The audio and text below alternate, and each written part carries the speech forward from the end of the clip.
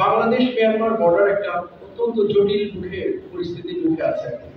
এখানে কোনো মিয়ানমারের যে সরকার, যেটা আমরা বলি, যেটা তাদের সেই সরকারের অস্তিত্ব বিলীনের পথে। আরাকান আর্মি রাখাইন স্টেটটা অলমোস্ট দখল করে নিয়েছে, 85 থেকে 90% দখল করে নিয়েছে, কিছু জায়গা বাদে। সো এখানে এবং আরাকান আর্মিও তো একটা অথরাইজ সংগঠন নয়। সো এই জায়গাটাতে না আছে কোনো সরকারের অস্তিত্ব সেভাবে, না আছে আরাকান আর্মিকে স্বীকৃতি দেওয়ার মতো করে একটা অবস্থা। সো অল টুগেদার এই মুহূর্তে বাংলাদেশ মিয়ানমারের যে বর্ডার পরিস্থিতি, নিঃসন্দেহে এটা যে কোনো সময়ের তুলনায় সংবেদনশীল। তো সেই ক্ষেত্রে এই ধরনের কিছু আনগ্রুপের মুভমেন্ট হওয়াটা অস্বাভাবিক কিছু নয়।